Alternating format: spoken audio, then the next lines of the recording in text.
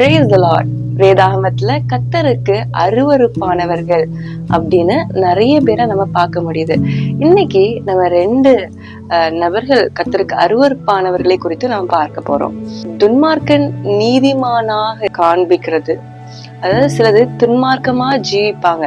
தனிப்பட்ட வாழ்க்கையில, அந்தரங்கமான வாழ்க்கையில அநேக துன்மார்க்கமான காரியம் செய்கிறவர்கள் வெளியில வரும்போது தங்களை நீதிமான்களாக காண்பிப்பார்கள். ஒரு கண்ணோட்டத்துல இப்படி இருந்தாலும் இன்னொரு கண்ணோட்டத்துல சில பேரை நமக்கு தெரியும், இவங்க துன்மார்க்கமான வாழ்க்கை வாழ்றாங்க, இருந்தாலும் நம்ம சத்தியத்துக்காக நிக்காம அவங்க நீதிமான்கள் மாதிரி நம்ம காண்பித்துடுவோம். துன்மார்க்கமாக ஜீவிக்கிறவர்களை நீதிமான் மாதிரி நம்ம காண்பிப்போம். இப்படிப்பட்ட காரியங்கள் எல்லாம் கர்த்தருடைய பார்வைக்கு அருவருப்பாக இருக்கிறது. இன்னும் நீதிமானாக வாழ்கிறவர்களை நாம் குற்றவாளிகள் மாதிரி நம்ம காண்பிப்போமானால் அதுவும் கர்த்தருக்கு அருவருப்பான ஒரு காரியம்.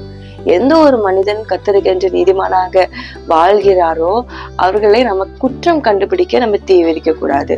அவர்கள் கர்த்தருக்காக வாழ்கிற வாழ்க்கையில் நம்முடைய ஒரு தேவையற்ற ஒரு வார்த்தையோ, நம்முடைய குற்றம் சொல்கிற வார்த்தை அநேகரை இடர செய்தால் அதே மாதிரி ஒரு பெரிய பாவம் கிடையாது.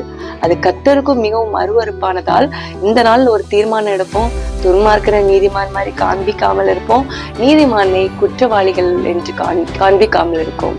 கர்த்தர் நம் மூலமாக பெரிய காரியங்களை செய்து நம்முடைய செய்கைகளின் மூலம் அவர் சந்தோஷப்படட்டும். இந்த நாளை நமக்கு ஆசீர்வாதமாக மாற்றி தருவார். God bless you all.